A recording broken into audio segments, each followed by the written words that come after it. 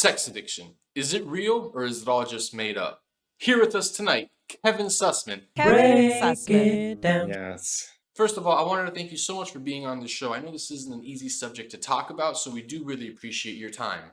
Before we get into it, why don't you tell us a little bit about yourself? I'm last in siblings and in life. I have 3 older brothers. My parents had license plates on the car that said 4 sons.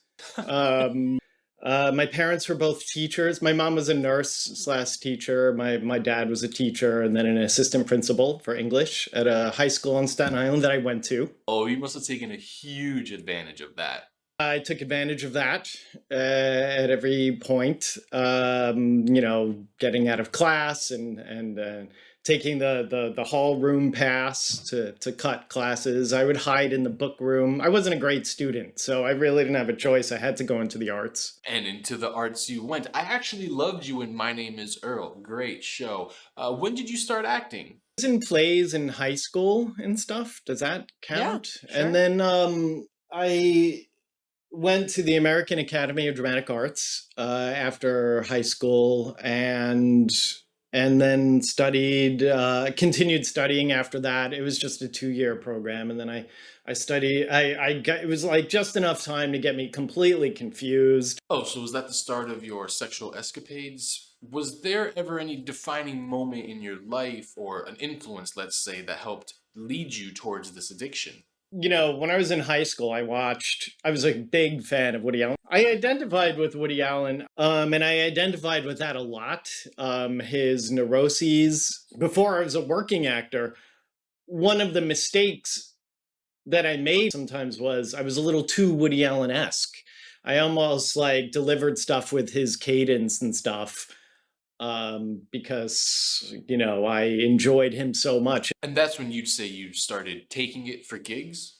I've taken it so many times. When I went to school, I used to get on it to go back at the end of the day, and I'd pull out in that awesome cityscape with the World Trade Center.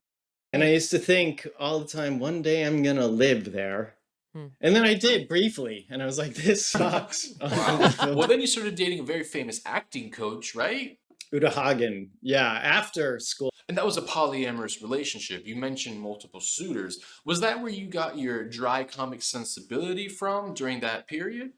A lot of that I chalk up to being the youngest in a group of 4 boys, all vying for attention. And they were always sort of... they were older, they were more mature, they were funnier. And do you think this relationship added to your sex addiction? I developed an ability to pick my moments because I couldn't sort of barge my way into affection. I had to develop a sense of, at least I think this is what happened, I had to develop a sense of timing.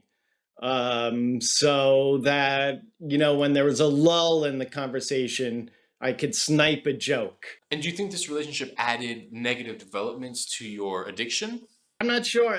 Was that a defense mechanism to get in there and grab the love while I can? A love sneak attack through comedy? Maybe. I think maybe that was partly what informed that sort of dryness. Were there ever any times where you couldn't perform, or as an addict, are you always ready to go? If it doesn't work, if these tools aren't, helping your imagination, if they're getting in the way, then don't use them. Well, was there ever a time where you didn't just feel like doing the act? Oh, that's a great question. And yes. Would you say there's a lot of preparation time involved in this addiction? It is.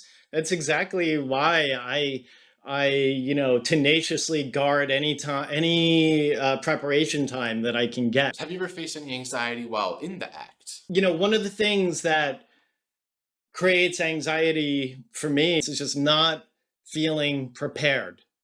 It's less getting up in front of people. That's not what creates the anxiety. For me, it's feeling unprepared. And did you find that anxiety to be warranted? Did it help you perform any better? Almost all of the anxiety is unnecessary and counterproductive. If I thought it through, it probably doesn't even wind up in a logical place. Probably like the big picture, what is the anxiety about, is about not doing well enough. It's screwing it up so that I won't I won't be able to continue doing the thing that I love. And the irony is that the anxiety makes it not pleasurable.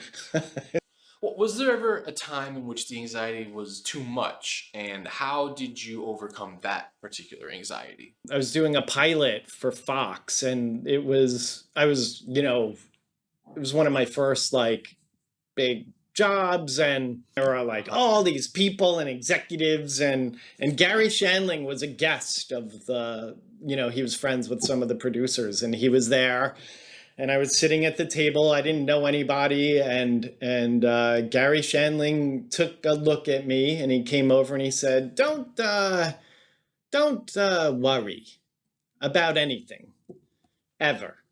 That's my advice to you in life.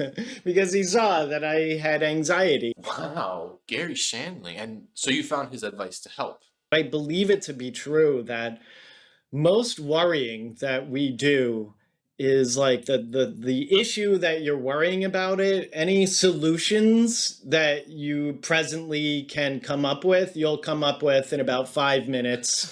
and anything beyond that is just a waste of time and energy. Well, what would you have to say to the people that tell you to bottle up all your emotions and to never show any signs of weakness? Yeah, if they wanted you to feel better, they would say cry, because that's the body's, that's the, you don't need, that's the body's way of dealing with difficult stuff. And it works better than drugs and whatever weird, coping mechanism people usually skip past the natural, one of the more reliable ways to deal with that kind of thing. So you believe that most people go through some sort of hardships in their life? All of us go through our lives sort of resisting having both emotional responses and also habitually giving ourselves physical tension, because we get into these like minor fight or flight responses on a daily basis. Well, what are some things that you learned that could really help ease such tensions? Being aware of habitual physical tension that you have so that you can let go of it, so that your body can process whatever emotion that you're going through fully, so that you can get past it, rather than having some emotion come up and then squeezing it, squeezing it down. That makes sense to me in a non-spiritual way, like you're physically preventing yourself from experiencing whatever emotion. So like if you're trying to perform, you can't fully be relaxed or fully be expressive in an emotional way, because you're literally holding on to the muscles that you need in order to have a level of relaxation in your breath and physicality so that you can be fully present. Well, when did you realize that your addiction had gone too far? And I broke my femur. Oof. That must have hurt. Do you have any advice for anyone in your predicament going down the same path that you were headed? What you should do is like take, when you have a thing that you're obsessing about, write it down on a piece of paper so that you can, not ignore it, and then crumple up the piece of paper and throw it away. You've dealt with it and now move on. Wow. And what's the best advice that you ever got? The best thing to do is to just be as me as possible. I love it. Well, Kevin, thank you so much for being here. Oh, thank you. This was fun. Great to see you. Well, there you have it, folks. Sex addiction. Is it true or is it a lie? You decide. Until next time, my guy. Why do I always rhyme? It's so stupid. It always rhyme.